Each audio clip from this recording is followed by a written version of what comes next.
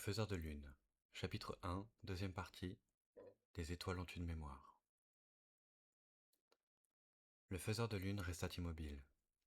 Son pinceau flottait encore au-dessus de la pierre.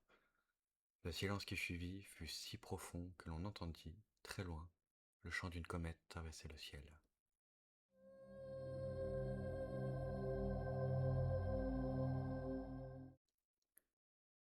C'était un son étrange, ni vraiment une musique, ni tout à fait le vent, plutôt le souvenir d'une mélodie que personne n'avait encore composée.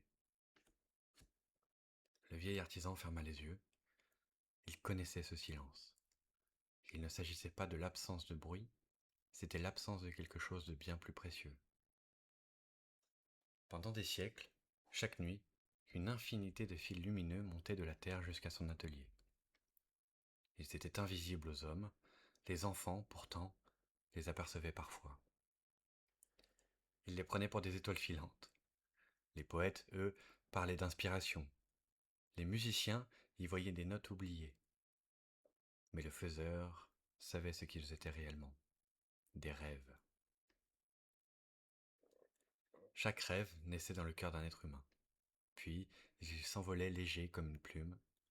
Les plus beaux atteignaient les nuages, les plus courageux grimpaient jusqu'à son atelier. Là, ils devenaient une matière vivante. C'était avec eux qu'il sculptait les lunes. Une lune sans rêve n'était qu'une pierre blanche. Une lune remplie de rêves devenait capable d'éclairer les nuits les plus sombres. Le vieil homme s'approcha de la grande baie ouverte sur le ciel. Autrefois, lorsqu'il regardait vers la terre, il voyait des milliers de filaments dorés monter dans l'obscurité. Ils dansaient comme une forêt de lucioles. Chaque lumière racontait une histoire. Le rêve d'un enfant qui voulait apprendre à voler, celui d'une vieille femme qui espérait revoir la mer, le rêve d'un musicien persuadé que les étoiles avaient chacun leur propre chanson, celui d'un boulanger qui voulait fabriquer un pain si bon qu'il ferait sourire les gens avant même la première bouchée. Le faiseur les connaît tous. Il ne retenait pas les noms, seulement les rêves, car les noms changent avec les siècles. Les rêves, eux, se ressemblent toujours. Depuis la création du monde, les hommes rêvaient des mêmes choses.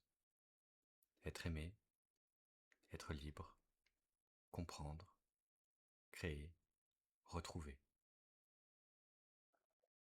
Aujourd'hui pourtant, le ciel était différent. Les fils dorés étaient moins nombreux, ils montaient lentement. Certains s'éteignaient avant d'atteindre les nuages, comme des braises emportées par un vent trop froid. Le vieil homme posa la main sur la vitre. Sa paume ridée effleura la lumière. Elle tremblait. Encore un de moins, murmura-t-il. Une petite étoile vint se poser sur son épaule. Elle n'était guère plus grosse qu'un moineau. Ses 5 branches étaient rondes, presque enfantines. Elle brillait d'une lumière bleu pâle. Le faiseur lui avait donné un nom des siècles auparavant. Lys. Les étoiles ne naissent pas avec un nom.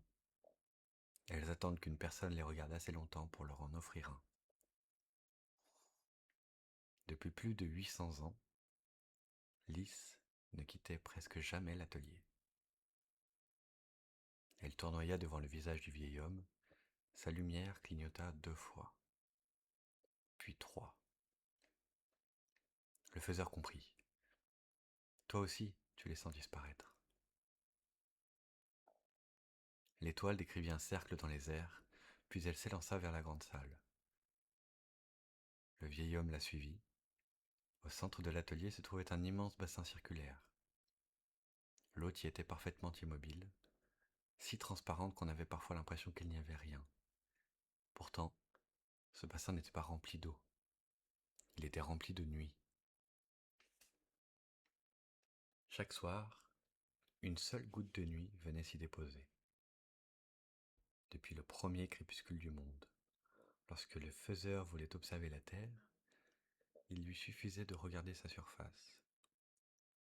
Il s'agenouilla, effleura le bassin du bout des doigts. L'onde se propagea lentement, puis l'eau noire se transforma en miroir.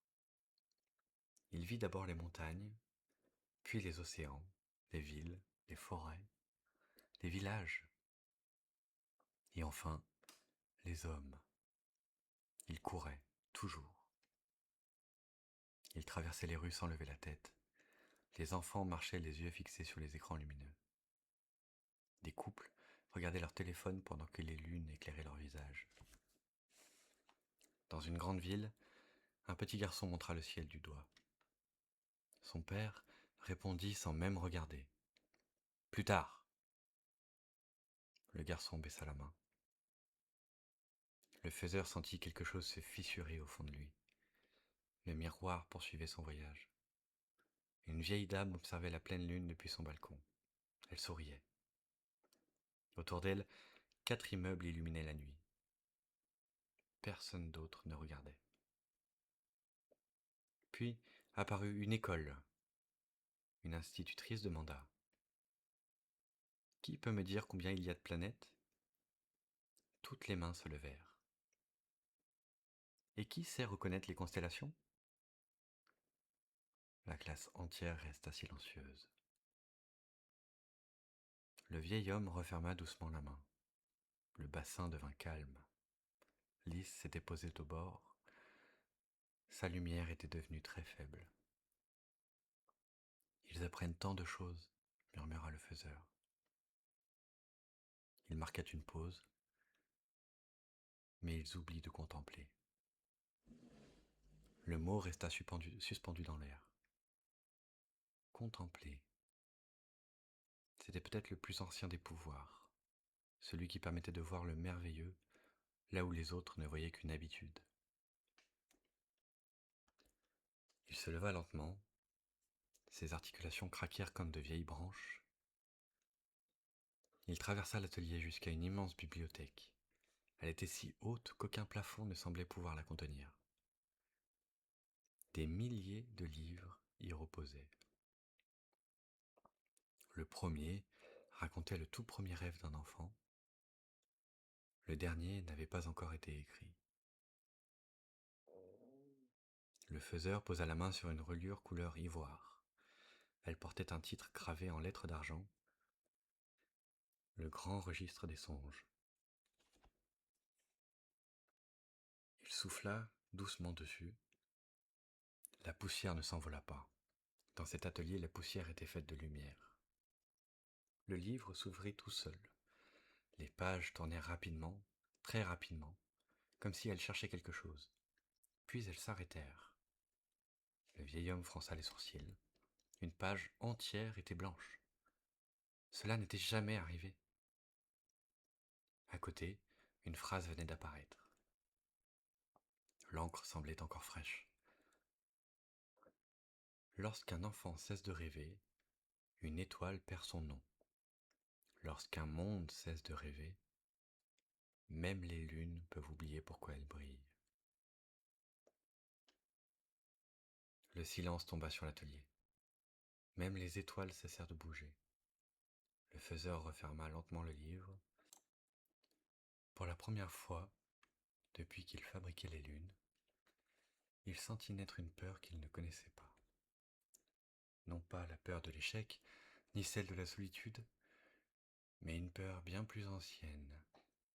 La peur qu'un jour, le ciel reste vide et qu'il n'y ait plus personne sur terre pour lever les yeux vers la nuit.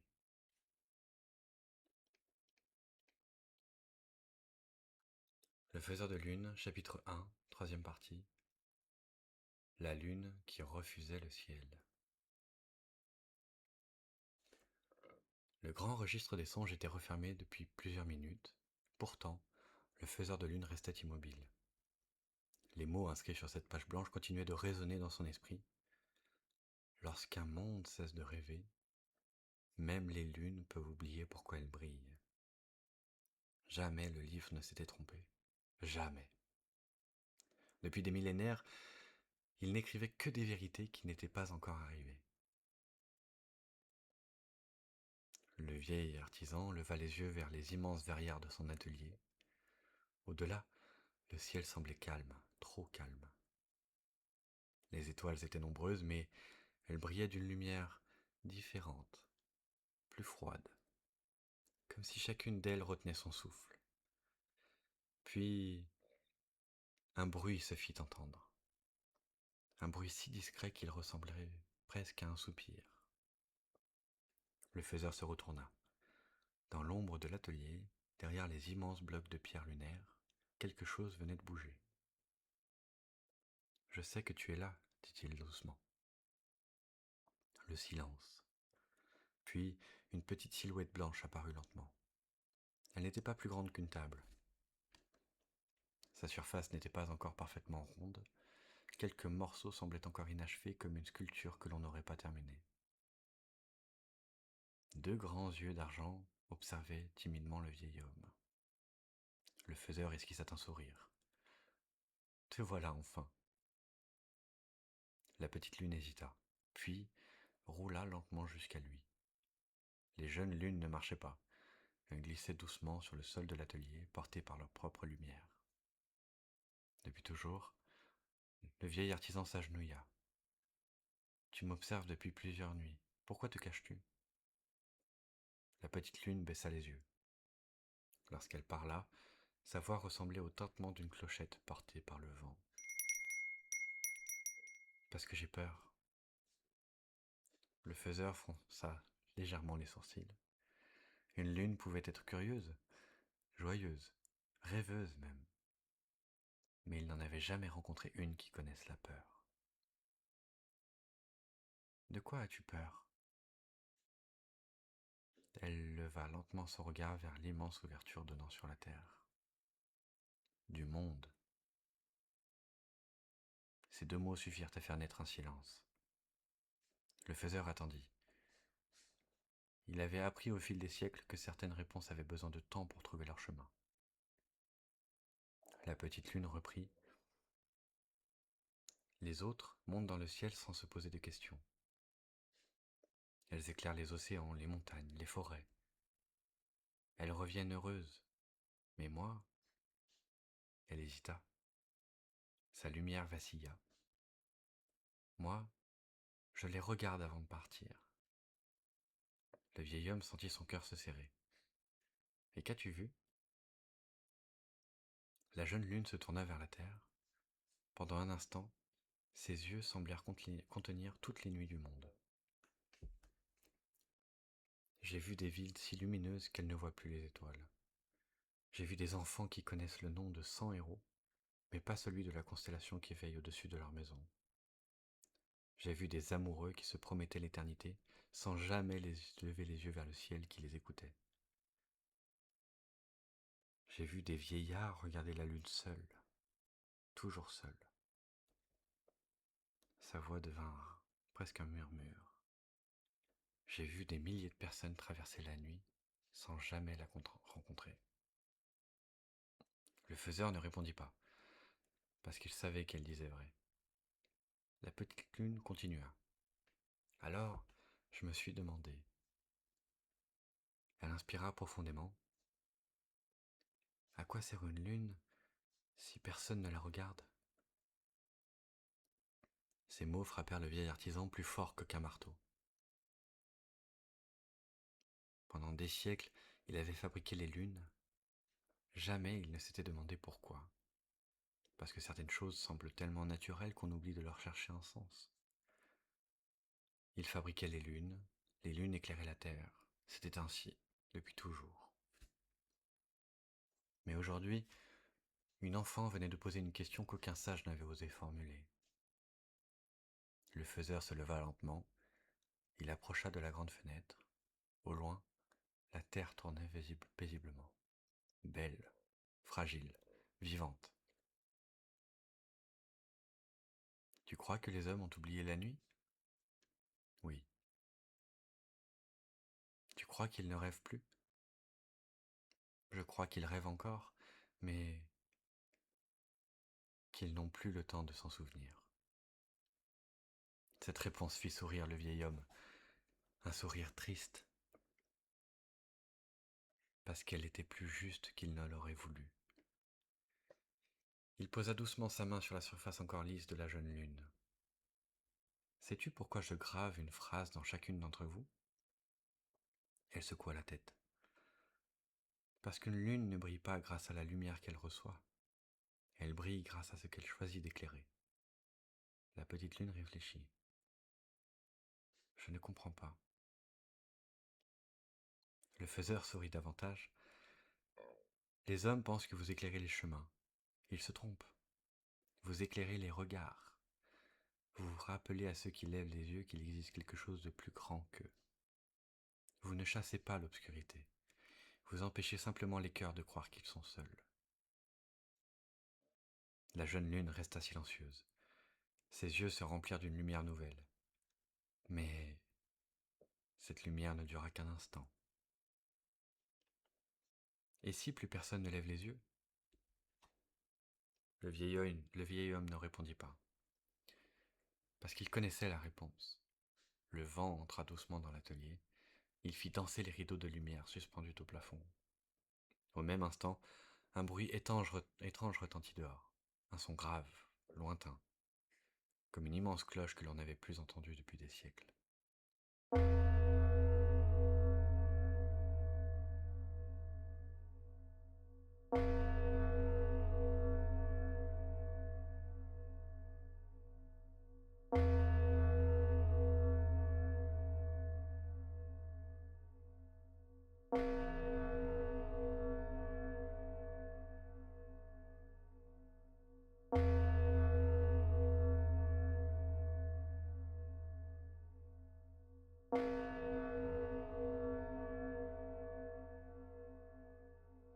Le faiseur pâlit. Il connaissait ce son. Il ne l'avait entendu qu'une seule fois depuis très longtemps. Il leva brusquement les yeux vers le ciel. Une étoile venait de s'éteindre. Puis une deuxième. Puis une troisième. Non pas en explosant. Simplement comme des bougies que l'on souffle. Lys s'élança aussitôt jusqu'à lui. Sa lumière clignotait frénétiquement. Le vieil artisan comprit avant même qu'elle ne parle. Quelque chose venait de se rompre. Pas dans le ciel, sur la terre.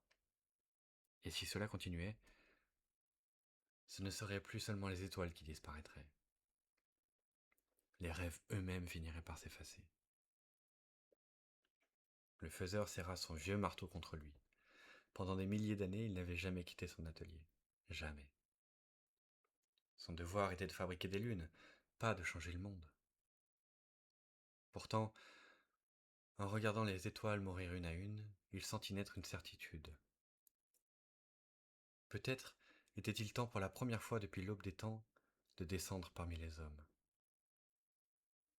La jeune lune leva les yeux vers lui. « Tu vas partir ?» Le vieil artisan regarda son atelier, ses outils, ses pierres, les milliers de lunes qu'il avait façonnées. Puis il sourit, un sourire rempli d'inquiétude et d'espérance. Oui, car un artisan qui ne comprend plus ceux pour qui il travaille finit toujours par oublier son métier. Et cette nuit-là, pour la première fois depuis que le ciel possédait une lune, le faiseur ouvrit la vieille porte de son atelier.